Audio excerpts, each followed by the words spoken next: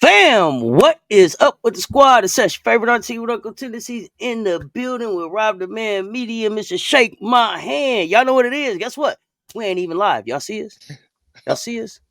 It's a recording. It's a recording. We had to come holler at y'all. Listen, be on the lookout. We told y'all. We turning it up for y'all. We turning it up. It's gonna be VIP drops, recorded drops, live drops, hot takes going on. Listen, we had to come talk to y'all now. Y'all know we go live. Let's talk sports. We live. We live for the WNBA game. So y'all seen some of my reaction. But we gotta come. We gotta start giving y'all a little taste of what to expect in the hot take. What did we see right after in the games? Just something so y'all could come and get just like that immediate kind of just what did Cess and Mr. Shake My Hand, also known as Papi Chulo, baby, Papi in the building. You know what I'm Chulo. saying? So get excited, y'all. Get excited. We turning it up on a rock. What's up, man? We have 5 games tonight, but the one we gonna talk about is Chicago. We're here to talk Chicago. That's it. We'll get to the rest of them on Hot Takes Wednesday. So y'all make sure y'all pull up tomorrow. But right now, we're going to talk about Chicago. Chicago, do we have a problem? Let's go. What's happening? Chicago. Do we got a goddamn problem? We got to Chi-Town. talk about it. Chi-Town. Chi-Town. Do we got a problem? Let's talk about it. And we're talking about this from the perspective of, y'all know that I'm a Las Vegas Aces fan and then Gamecocks, right?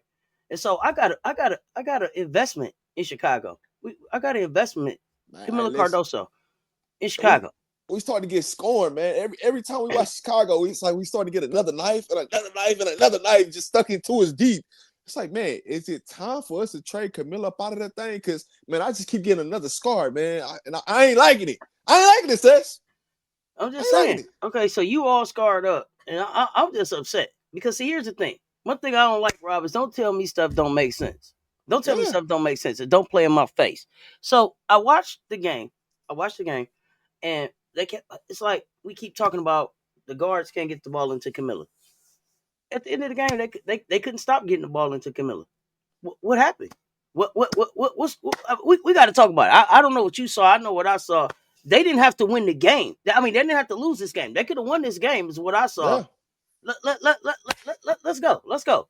The reason Uh, why the reason why I feel like I keep getting a knife and a knife and a knife and a knife cut into me is because yeah, it's like, man, we got a 6'7" post player out there 6-7. that when we go through these lows where we can't score from the perimeter, just throw that thing down just throw it down to the big. Let the big do some work. Let me tell Don't you wait to the something. end. Don't wait to the end of the game. Hold on, Rob. Listen, let me say. Camila Cardoso was 8 of 14 tonight. 8 of 14, which means she was better than 50% tonight. Camila Cardoso scored probably mostly all of her points in the paint. Camila Yeah. Cardoso didn't take one free throw. I've watched Camila get beat up for it. I ain't gonna go back to last season because I'm gonna keep it in this season. I'm gonna Just how stay about in this season. tonight? I saw her go in there. I mean, she was a +7 on her plus minus, 16 points, 9 rebounds, almost a double double, 4 assists, 1 block, right? 2 turnovers. I want to see her control the fouls. But if she fouled people 4 times, she got fouled 14 times. But she didn't Oh shoot yeah. one free throw.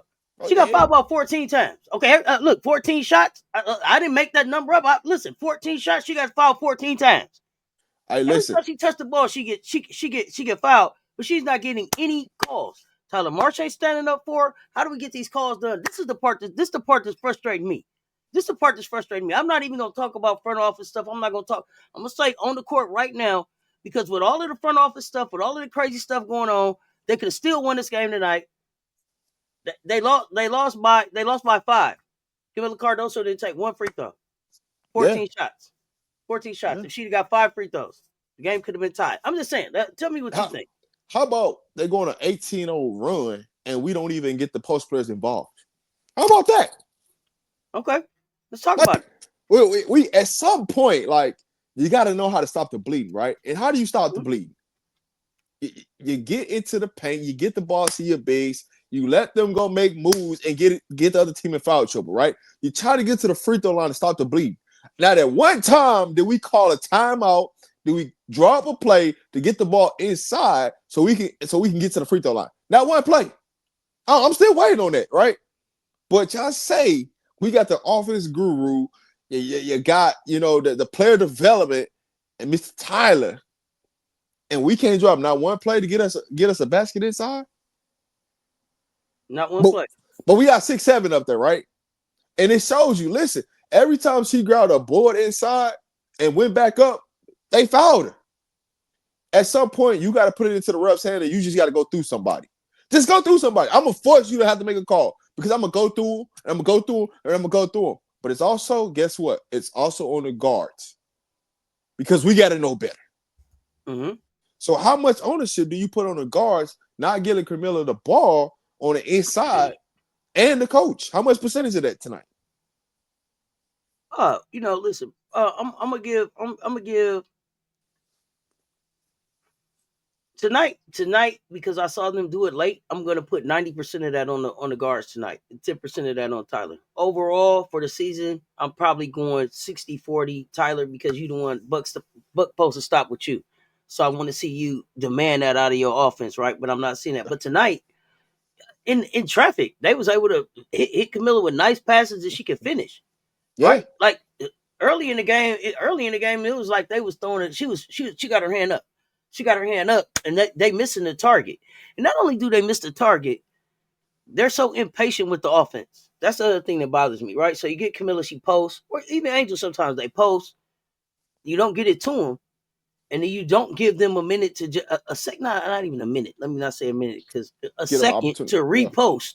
Yeah. And go back to them before they even go back to them, and they checking up a three that they didn't need and was a bad shot anyway. So I mean, look, we shot 29% from three, so 6 of 21 from three, and probably 15 of them shots from three you didn't have to take. You could have went back into your big, or at least tried to repost and then let her kick it out. One thing about Kamilla, her basketball IQ super underrated, and her passing ability, especially out of a double team, triple team, super underrated. Like, didn't have to lose this game at all. So here's one of my quick points I'll take out of this game. When they did get offensive rebounds, they kicked it out. They never put it back into the post, right? You get an offensive rebound, you don't have a good shot. Instead of you allowing them to repost, you just take a bad shot that looks even worse than you just throwing it back to them and let them go to work. So we at some point we gotta let these bigs go to work. I'm proud of what I see from Angel tonight. I'm proud of what I've seen from Kamilla tonight. But we got to get them the ball more. They to them together, they should be taking 35 to 40 shots tonight. Easy.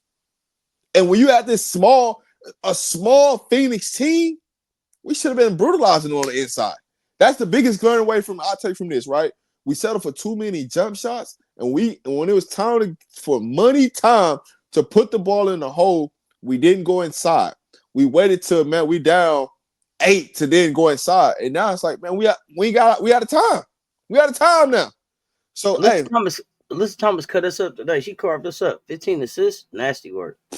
Man, hey, listen, nasty work. Each game we just get another stab, another stab, and another stab. That's my biggest takeaway from this game is, man, how many times are we gonna keep getting cut until enough's enough of this, right? And so my question to you before we end this thing out of here: how mad, how upset, how frustrated does Kamilla have to get before that light switch turns to where she say, "The hell with all of this. Enough's enough of this"?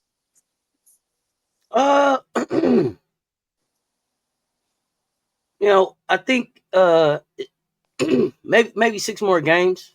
Maybe 6 more games. I don't know that we've ever seen a player force a trade. So maybe she would be able to force a change at the coaching level. But at this point, I'm not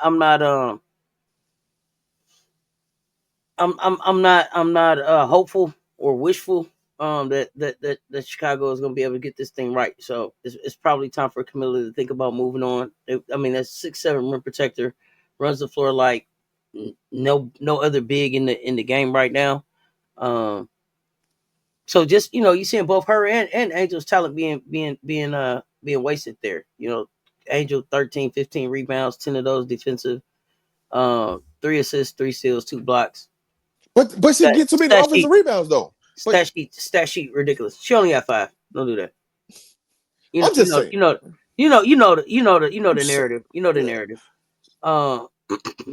But again, and I know people say you missed some bunnies, and we did. There were some bunnies that was missed that could have made a difference in the game. But overall, though, the intention of being deliberate about going into Camila Cardoso is what I think makes the difference in this game. You know what I mean? It's like having a loaded weapon and not using it at Yeah. the war. You know what I mean? So we keep showing up with this little pocket knife. Hey, but I'll say We got this. Hey, we we didn't got we forget. got we got AR-15. We got the AK-15, and we keep showing up with a pocket knife. That's all I can say. I'm gonna say this. Hey, we didn't forget about them refs not making calls, but we gonna get into that. Make Oh sure y'all yeah, tune into us on Hot Take on Wednesday, because we yeah, gonna get into all of that. yeah. We're gonna talk more about the Chicago Sky. And we'll be looking at what's coming up for the Aces. What's coming up next for the Aces. So be on the lookout. Be on the lookout for that. Just wanted to come and give y'all a little feel about what we thought about the Chicago Sky Phoenix game, and not to take anything away from Phoenix. Listen, Phoenix is off. They 4-1. They off to a hot start. Even without Kai Copper, Phoenix Mercury Scrappy, look like yeah, they scrappy, scrappy. and they They got a bunch scrappy, of and it looks like shooters. they got a bunch of shooters. I like that Lexi Hill. They were smart with their picks, and Kai Copper coming back makes them dangerous. I don't know if people expected them to be this dangerous, but Alyssa Thomas is a problem. It's a Oh yeah, problem, and it's two West Bells in the league now. It's two West Bells in the league now, and y'all don't notice. So be on the lookout, y'all. We'll be at y'all. We'll be at y'all Wednesday morning, 11:45 a.m. Be on the lookout for Hot Takes Wednesday. With Let's Talk Sports, Rodman Media, Mr. Shaking Hand. Until next time, y'all know what it is. Stay tuned. Talk soon, y'all.